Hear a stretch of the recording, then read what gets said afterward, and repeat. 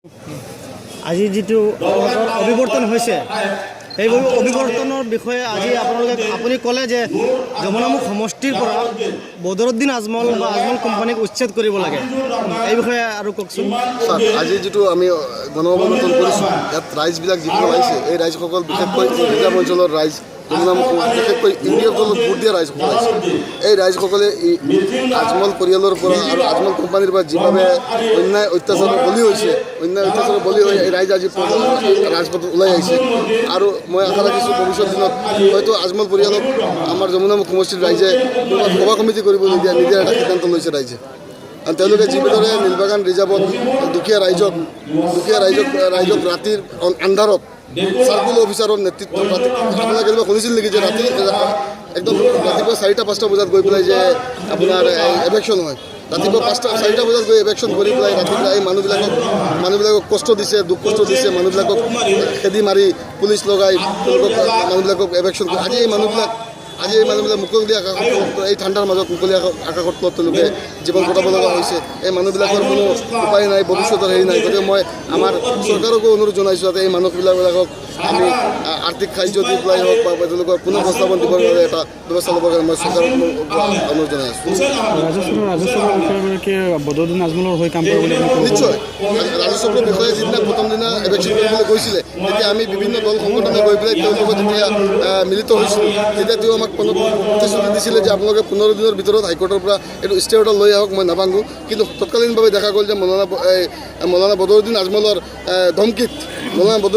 ধমকিত circle অফিচাৰে তথাকথিত গৈ ৰাতিখনৰ ভিতৰতে সেই মানুহখিনিক উচ্ছেদ কৰি পেলাই মানুহখিনিক আজি গৃহহাৰা কৰি পেলাই থৈছে। তাৰ ভিতৰত কেইজনমান ছাত্ৰ ছাত্ৰীও আছিল, মেট্ৰিক পৰীক্ষাৰ প্ৰাৰ্থীও আছিলে, তেওঁলোকে পৰীক্ষা দিবও পৰা নাই, এনেকুৱা কণ্ডিশ্যন হৈছে। এজন মৌলানা হয়, তেওঁৰ নেতৃত্বত কোৰাণ শ্বৰীফক বোলে ফালি পেলোৱা হৈছে জেচিবি। মই শুনিছোঁ এই কথা যে মৌলানা বদৰুদ্দিন আজমলৰ বল্ডেজাৰৰ আগত আমাৰ ধৰ্মৰ চবতকৈ ধৰ্মগ্ৰন্থ যিখন আছে আমাৰ কোৰাণ শ্বৰীফ, সেই কোৰাণ শ্বৰীফকো মানে ক্ষতিগ্ৰস্ত হৈছে বুলি মই শুনা পাইছোঁ। বৰ দুৰ্ভাগ্য, এইটো আমাৰ জাতিৰ বাবে এটা দুৰ্ভাগ্য বুলি মই ভাবোঁ। আৰু মই এটা বস্তু ক'ব বিচাৰিছোঁ, যদি আমাৰ চৰকাৰৰ লগত যিভাৱে মৌলানা বদৰুদ্দিন আজমলে মিলিবলৈ গৈ পেলাই মিলিব চেষ্টা কৰি আছে, দলত গৈ পেলাই মানে এলায়েন্স কৰিব চেষ্টা কৰি আছে, যদি মৌলানা বদৰুদ্দিন আজমলে গৈ পেলাই কংগ্ৰেছ দলৰ লগত একত্ৰিত হয়, সেইটোকো আমি বয়কট কৰিম। সেইটোকো আমি কেতিয়াও মানি নলওঁ। যমুনামুখ সমষ্টিৰ কোনো ৰাইজে এইটো মানি নলয় যাতে ইউডিএফ দল কংগ্ৰেছৰ লগত মিলিত হয় বুলি। আজমলৰ আতংকত এতিয়া যমুনামুখৰ 32খন ৰিজাৰ্ভৰ বাসিন্দাসকলে আতংকত মানুহৰ আতংক হৈ গৈছে। আগতে মানুহ আতংকিত হৈছিলে যে হাতী আহিব, ৰাতি সাৱধান শুবলৈ নুশুব, আজি পঢ়া দিবলৈ হাতী আহিব। এতিয়া আজমল কোম্পানী আহি যাব, কেতিয়া আমাক বল্ডেজাৰ লৈ পেলাই মানুহ উচ্ছেদ কৰিব। মানুহৰ মনত আতংকৰ সৃষ্টি হৈ গৈছে। গতিকে মই মিডিয়া বন্ধুসকলক আহ্বান জনাইছোঁ যাতে এইটো আপোনালোকে এইবিলাক নিউজ আপোনালোকে ৰাজহুৱা কৰে।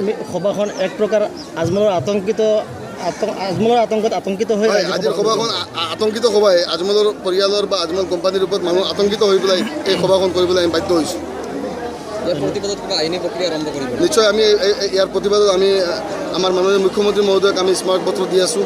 আমি মাননীয় উপায়ুক্ত মহোদয়ক আমি এইটো স্মাৰকপত্ৰ দি আছোঁ যাতে এইটো সোনকালে ইয়াত ব্যৱস্থা লয়, চাৰ্কুল অফিচাৰৰ ওপৰত ব্যৱস্থা লয় অতি সোনকালে। চাৰ্কুল অফিচাৰ কি কাৰণত, কিয় বদৰুদ্দিন আজমলৰ ধমকিত তেওঁলোকে এনেকুৱা দুখীয়া ৰাইজৰ ঘৰ খালী কৰিব গৈছে। আমি চাৰ্কুল অফিচাৰক যিখন হাইকোৰ্টৰ অৰ্ডাৰ, আমি বাৰম্বাৰ তোক কৈছোঁ যে হাইকোৰ্টৰ অৰ্ডাৰখন আমাৰ বিভিন্ন দল সংগঠনক দেখাবৰ কাৰণে, কিন্তু আজিলৈকে তেওঁ এই হাইকোৰ্টৰ অৰ্ডাৰখন আমাক দেখাবলৈ সক্ষম হোৱা নাই। তাৰমানে এইটো হৈছে চাৰ্কুল অফিচাৰ আৰু আজমল কোম্পানীৰ এইটো পৰিকল্পনাকৃত এই মানুহবিলাক বঞ্চিত হৈছে আৰু এই মানুহবিলাক আজি বলি হৈছে।